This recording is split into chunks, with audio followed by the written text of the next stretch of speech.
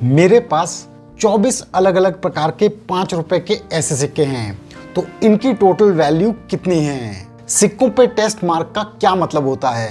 तो आप सभी के ऐसे बहुत से इंटरेस्टिंग क्वेश्चंस आज हम कवर करने वाले हैं चिल्लर ज्ञान के इस Q&A में, जो कि है CGQA 77। सो हेलो एवरीवन, मेरा नाम है रोहित और मैं एक्सक्लूसिवली बात करता हूं इंडियन कॉइन्स यानी कि भारतीय सिक्कों के बारे में, जिन्हें हम देसी भाषा में कहते हैं चिल्लर। सो वेलकम टू चिल्लर ज्ञान।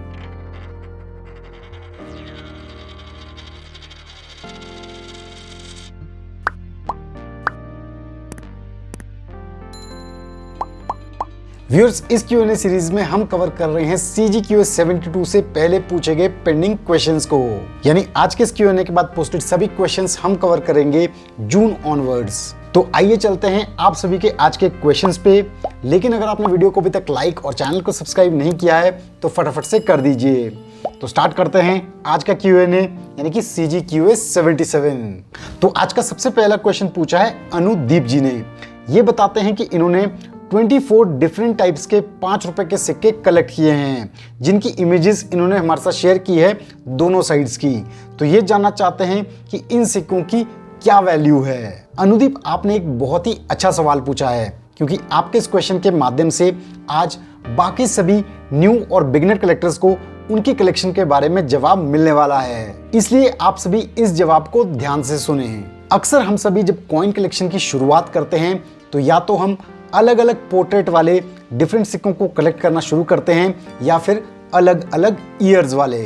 और इस टाइम हमारी सोच ये होती है कि हम जितने अलग अलग टाइप के सिक्कों को इकट्ठे कर लेंगे उसे ही अच्छा कलेक्शन कहते हैं। और उस वक्त तक हमें ये आइडिया भी नहीं होता है कि ऐसे अलग अलग टाइप के कितने सिक्के हैं, कितने सिक्के हमें कलेक्ट करने हैं। ये सिर्फ आपकी बात नहीं है, मैंने भी जब कलेक्शन शुरू किया था तो मैं भी यही सोचता था। तो कलेक्शन की शुरुआत तो ऐसी एकदम सही है, लेकिन over the period of time अगर आप न्यूमिस्मेटिक फील्ड को एक्सप्लोर नहीं कर रहे हैं, जैसे कि सिक्कों में ग्रेड क्या होता है, सिक्कों में क्या क्या वेराइटीज होती हैं, सिक्कों में जो रेयरिटी होती है वो किन किन फैक्टर्स पे डिपेंड करती है, कॉइन मार्केट और कलेक्टर्स में क्या चल रहा है, तो ये सब चीज़ों का एक्सपीरियंस अगर आप गेन नहीं करते हैं और कई सालों के बाद भी ये सोचते हैं कि अलग अलग टाइप के सिक्के इकट्ठे करना एक अच्छा कलेक्शन होता है, तो आप कॉइन कलेक्शन को अच्छे से समझ नहीं पाए हैं। अब मैं ऐसा इसलिए कह रहा हूं क्योंकि जो अनुदीप ने 24 सिक्के भेजे हैं वो अलग अलग ज़रूर हैं और वो उन्हें कलेक्शन में रख सकते हैं, लेकिन इन सिक्कों को कोई खरीदेगा नहीं।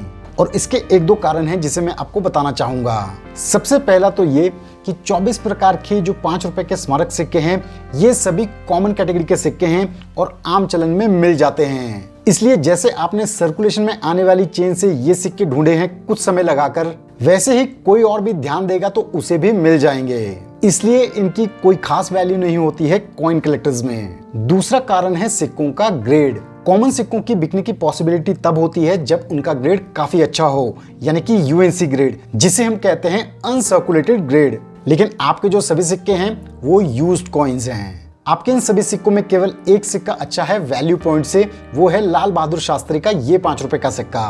क्योंकि शास्त्री जी के ऐसे सिक्के कॉमनली हमें ferritic stainless steel metal composition में नजर आते हैं, लेकिन आपके पास जो सिक्का है वो कॉपर निकल मेटल कॉम्पोजिशन का सिक्का है, जो कि थोड़ा सा स्केर्स सिक्का है। इस कंडीशन में इस सिक्के का एस्टिमेटेड प्राइस लगभग 30 से 40 रुपए के करीब होना चाहिए।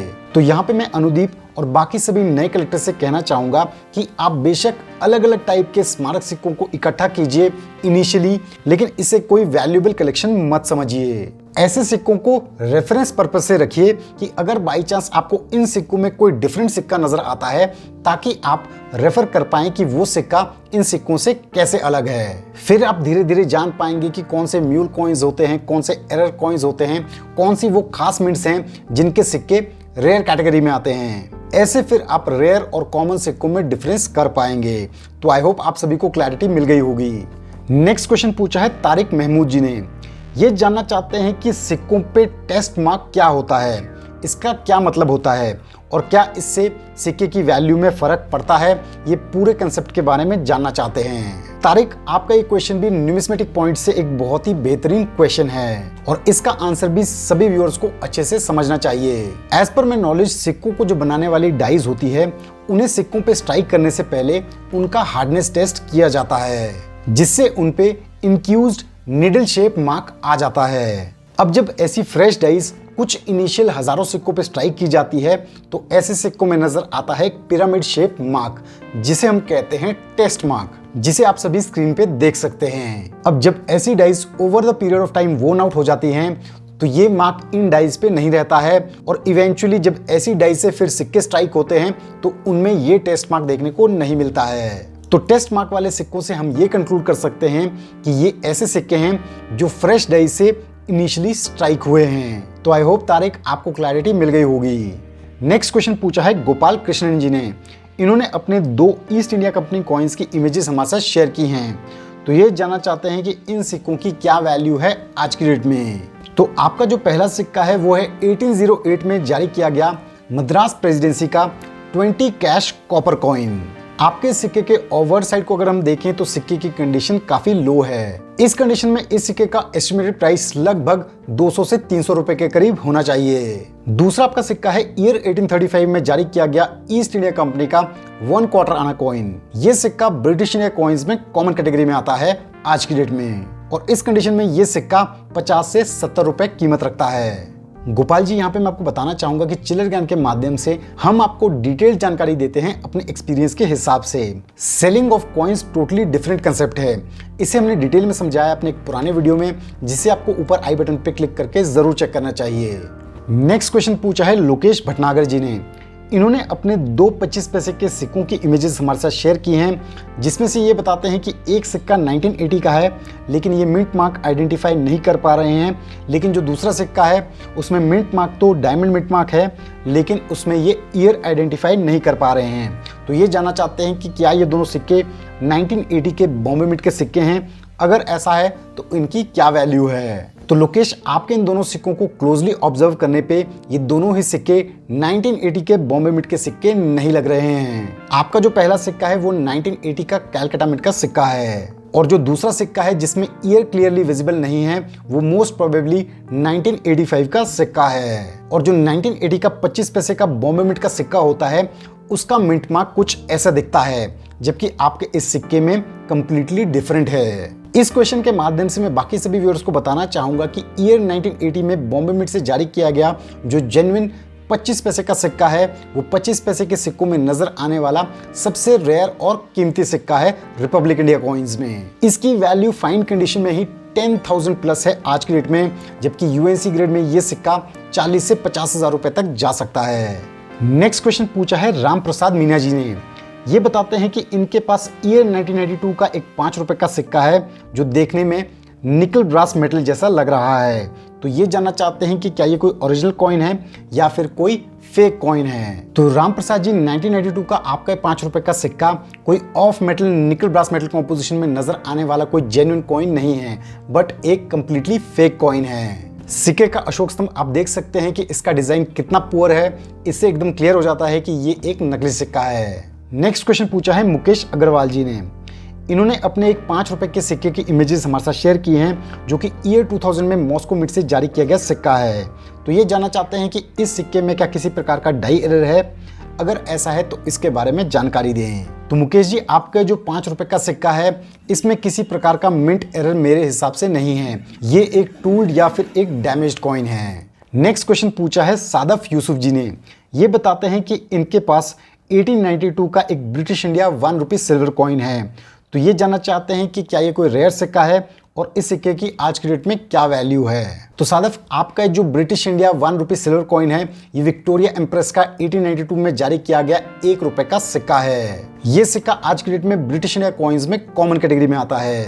इस कंडीशन में इस सिक्के का एस्टिमेटेड प्राइस लगभग 1000 से 1200 रुपए के करीब होना चाहिए। नेक्स्ट क्वेश्चन पूछा है निशांत ने। इन्होंने अपने एक 10 रुपए के सिक्के की इमेजेस हमारे साथ शेयर की हैं।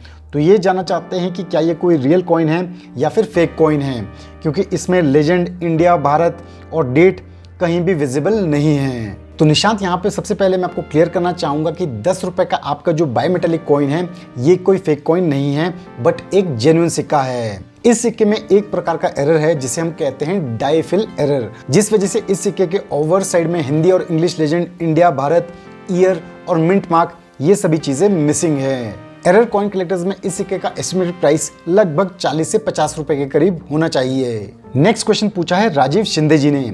इन्होंने अपने एक 10 रुपए के सिक्के की इमेजेस हमारे साथ शेयर की हैं और ये बताते हैं कि इस सिक्के का जो एज है वो प्लेन एज है और मोस्टली ऐसे 10 रुपए के सिक्कों में सिक्योरिटी एज देखने को मिलता है इनके हिसाब से।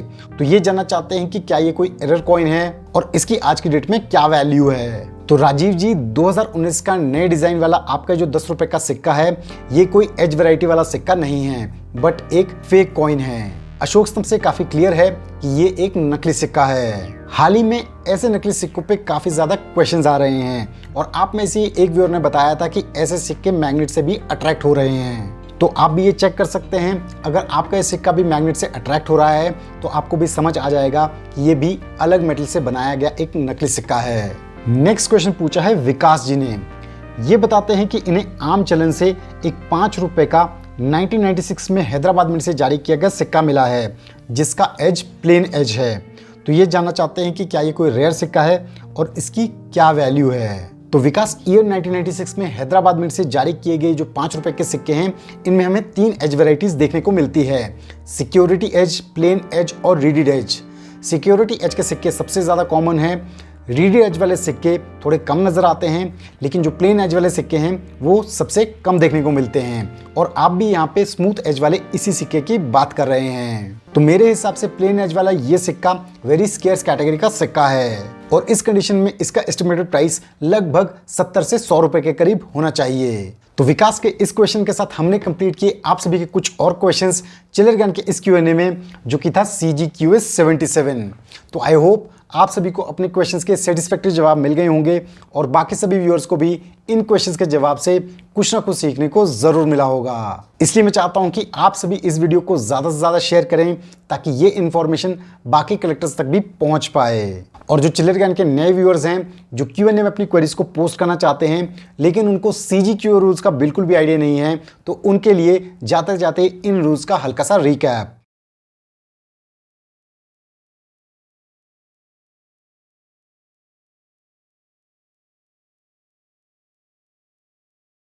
आप सभी को इन रूल्स को अच्छे से फॉलो करना है क्योंकि तभी आपके क्वेश्चंस Q&A वीडियोस में लिए जाएंगे। और हाँ, अगर आप देखना चाहते हैं हमारे बहुत ही इंटरेस्टिंग व्लॉग वीडियोस तो जरूर चेक करें हमारा दूसरा चैनल मियां मिठू, ऊपर आई बटन पे क्लिक करके। So thanks for watching a video. मैं जल्दी अपलोड करूंगा अपना next Q&A video. So stay tuned to Chillar Gyan. Till then, जय हिंद।